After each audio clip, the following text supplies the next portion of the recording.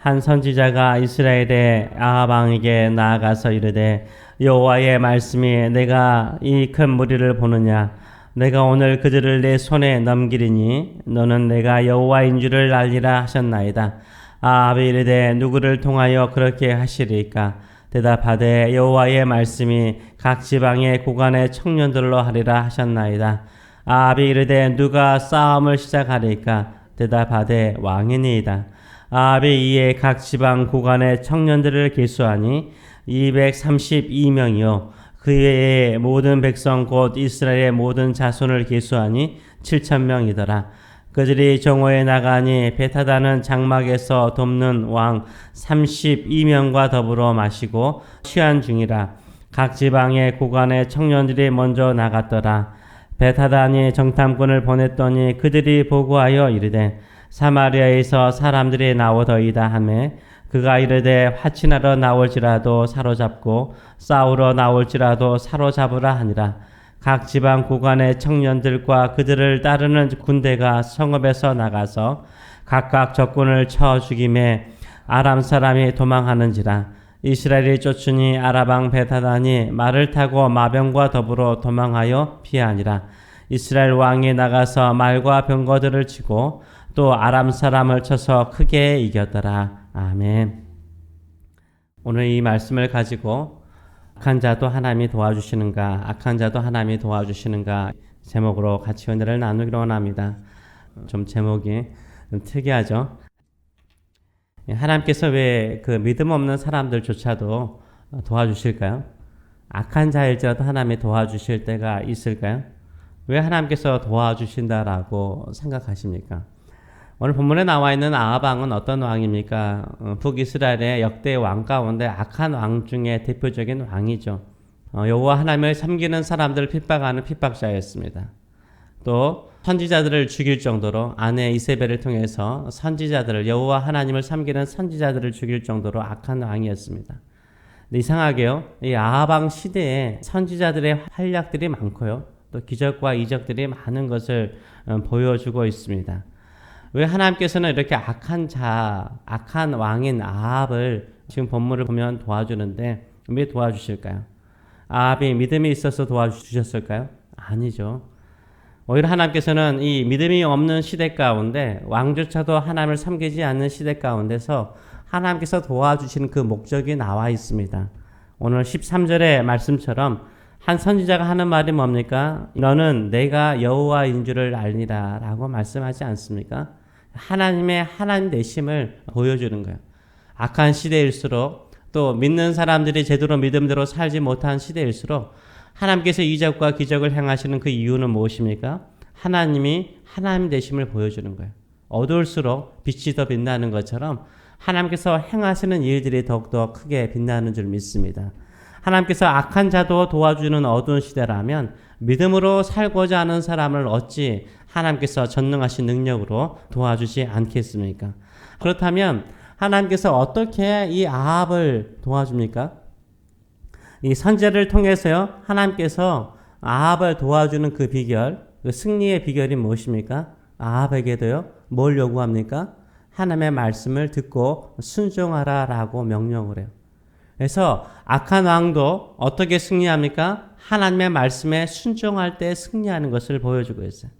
하물며 믿음의 성도들이 하나님의 말씀을 믿음으로 순종하면 어찌 하나님께서 도와주지 않겠습니까? 오늘 하나님께서 아합 왕에게, 가장 큰 위기 가운데 있는 아합 왕에게 한 선지자를 보내십니다. 이 선지자를 통해서 가장 먼저 물어보는 질문이 무엇입니까? 이 큰 무리를 보느냐라고 묻죠. 13절의 말씀을 보게 되면 이 큰 무리를 보느냐라고 묻습니다. 아합 왕에게 뭘 요구하는 것입니까? 현실을 보라는 거예요. 베타단이 32명의 왕들과 함께 마병과 기마대를 가지고 왔는데 한번 보라는 거예요. 얼마나 많은지를 보라는 거예요. 얼마나 큰 무리가 이 사마리아 성을 에워싸고 있는지 보라는 것입니다. 너의 힘으로 네가 스스로 이길 수 없고, 네가 화친하고자 할 정도로, 네가 공물을 바치고자 할 정도로, 네가 항복하고자 할 정도로 네 마음에 두려움을 주는 이 큰 무리를 보라라고 말씀하고 있습니다. 이 큰 무리를 보면서 뭐라는 거예요? 네가 네 힘으로 승리할 수 없는 이 부대를, 이 나라를, 이 군대를 하나님께서 승리하게 하실 것이라 라고 말하고 있습니다. 이렇게 하나님께서 너에게 승리를 주실 것이라 라고 말씀할 때 이 아합 왕이 보이는 첫 번째 반응은 무엇입니까? 누구를 통하여서 승리를 주시려고 하십니까? 라고 묻죠. 누구를 통하여서 승리를 주시려 하십니까? 라고 물을 때 선지자가 두 번째로 무슨 말을 합니까? 각 지방 고관에 청년들을 먼저 보내라는 거예요. 각 지방의 고관에 청년들을 먼저 싸우게 하라라고 말하고 있습니다. 이 청년들이 몇 명입니까? 15절의 말씀을 보게 되면 개수하여 보니까 232명이었다라고 말하고 있습니다. 232명이면 많습니까? 적습니까? 적은 수죠. 그런데다가 이 아합 왕의 정규군이 있었어요. 아합 왕을 따르는 정규 부대가 있었는데 정규 부대가 몇 명이었습니까? 7,000명밖에 되지 않았다라고 말하고 있어요. 어떻게 적은 수로 많은 무리를, 많은 이 큰 무리를 이길 수 있단 말입니까? 그래서 이 아합 왕은 다시 묻습니다. 이 적은 수를 가지고 저 큰 무리를 향하여 공격할 때 가장 먼저 공격하는 사람들이 위험한데 누가 먼저 나가야 됩니까? 라고 물을 때 하나님께서 선지자를 통해서 누가 먼저 나가서 싸우라 라고 말합니까? 아합 왕 당신입니다 라고 말을 하죠. 아합 왕이 먼저 나가라 라고 말하고 있어요. 아합 왕이 먼저 앞장서고 각 고관의 자제들이 그 다음을 따르고 그 다음에 7,000명이 따라서 나가라 라고 말해요. 이 말씀에 순종해서 나가면 승리할 것이라 라고 말할 때 이 아합 왕이 에이 말도 안 되는 소리 하십니다 하나님 이렇게 말하나요? 그렇지 않아요. 이렇게 악한 아합 왕도요 그렇게 해요. 신기하죠? 그렇게 하니까 어떤 역사가 일어나요? 순종하니까 어떤 역사가 일어납니까? 승리해요. 이때 이 벳하나는요 방심을 하고 있었습니다. 16절의 말씀을 보게 되면 정오까지 술에 취해 있었어요. 32명의 왕과 함께 술에 취해 있었어요. 낮술을 하고 있었습니다. 그래서 취기에 취해 있는 상태였습니다. 그렇기 때문에 올바른 판단을 할 수가 없었던 것이에요. 정탐꾼이 와가지고 하는 말이 무엇입니까? 사마리아 성에서 지금 사람들이 나오고 있습니다. 왕이시 어떻게 하기를 원합니까? 라고 말하니까 화친하려고 사신을 보낸 것이다. 그들을 죽이지 말고 사로잡으라 라고 명령을 하죠. 적극적으로 싸우지 못하게 막아버립니다. 이로 인해서 북이스라엘 사람들, 군인들이요, 승리를 해요. 크게 승리를 합니다. 또 이 벳하다는요, 자신이 이끌고 있는 말을 타고 싸우는 것이 아니라 오히려 도망을 갔다라고 말하고 있어요. 오히려 말을 타고 도망가는 신세가 되었다라고 말하고 있습니다. 이게 무엇을 우리에게 보여주고 있습니까? 악한 자라도 말씀대로 하면 승리하는 모습을 보여주고 있어요. 악한 자라도요, 하나님께서 하신 말씀대로 순종하면 승리하는 것을 통해서 하나님께서 우리에게 도전을 던지는 건 뭡니까? 하나님 되심을 보여주는 거예요.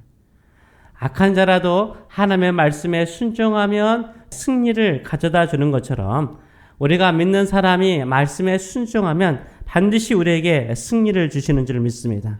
그렇기 때문에 우리가 어떠한 상황에 있더라도 주의 말씀에 순종하는 저와 여러분 되시길 축원합니다. 순종할 때 하나님의 능력이 나타날 것입니다. 하나님의 전능하심이 나타날 것입니다. 하나님께서 영광을 받으실 줄 믿습니다. 하나님께서 하나님의 능력을 드러내 주실 줄 믿습니다. 이런 믿음을 가지고 살아가시는 저와 여러분 되시길 축원합니다. 첫째는 말씀대로 행하면 승리한다는 거예요. 악한 자일지라도 죄가 있을지라도요 하나님의 말씀에 순종하며 승리하는 거예요. 두 번째로는 뭘 명령하셨습니까? 리더가 먼저 앞장서라는 거죠. 리더가 앞장서라는 거죠. 지방의 각 고관의 청년들이라고 말하고 있지 않습니까? 우리가 신라 시대 때도요, 화랑 제도가 있었습니다. 화랑 제도가. 화랑 제도가 삼국의 통일에 큰 기여를 했다라고 보지 않습니까? 화랑은 6두품 이상, 그 당시의 표현으로 인도의 카스트 제도도 상당히 엄격한 제도이지만 신라 제도도 카스트 못지않은 인도의 카스트 못지않은 엄격한 이 질서가 있었어요. 그게 골품 제도였지 않습니까? 이 골품 제도에서 6두품 이상만이 화랑이 될 수 있었어요. 이 고관 귀족들 왕족의 자제들이 될 수 있는 특권이죠. 그래서 오늘 이 본문에 나와 있는 각 지방의 고관의 청년들은 고관의 자제들을 말해요. 이 사람들은 특별하게 훈련을 받고 특별하게 또 교육을 받고 특별하게 더 훈련을 받은 청년들을 말하는 거죠. 근데 이들을 뭐 하라고요? 뒤로 빼라는 것이 아니라 앞에 나서서 싸우라는 거예요. 왕을 따라서 왕을 보좌에서 싸우라라고 명령하지 않습니까? 리더가요, 위험할수록 위기 가운데 있을수록 어떻게 해야 돼요? 싸워야 되는 거죠. 희생해야 되는 거죠. 먼저 나가야 되는 거죠. 위기 가운데 있어서 가장 먼저 앞장서야 되는 사람이 누구냐면 바로 지도자라고 말하고 있습니다. 우리는 우리의 신분이 뭐냐라고 말할 때마다 어떤 말을 합니까? 왕 같은 제사장이라는 베드로 전서의 말씀을 우리가 많이 인용하지 않습니까? 이 시대가 위기 가운데 있을 때, 이 시대가 하나님을 믿지 않는 시대 가운데 있을 때 누가 가장 먼저 나가야 되고 누가 먼저 희생해야 되고 누가 먼저 헌신해야 됩니까? 저는 믿음의 성도들이라고 믿습니다.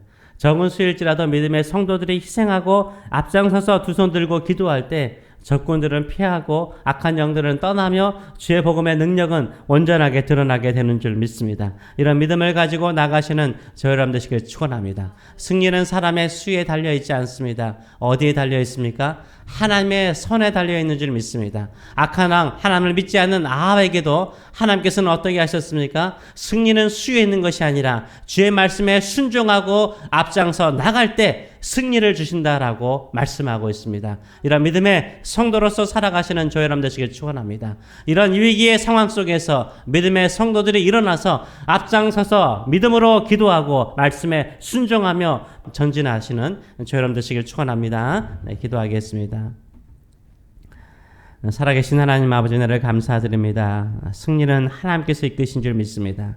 악한 자일지라도 죄가 있는 자일지라도 주의 말씀에 순종하며 나아갈 때 반드시 말씀대로 승리하는 것을 보여주셨습니다. 하물며 믿음을 가지고 간절히 주의 은혜를 사모하며 주의 도우심 없이는 내가 살아갈 수 없고 하나님의 은혜 없이는 내가 이길 수 없습니다. 이런 간절한 마음을 가지고 나가는 자에게는 반드시 승리가 있는 줄 믿습니다. 이런 믿음을 가지고 우리가 나아갈 수 있도록 인도하여 주시옵소서.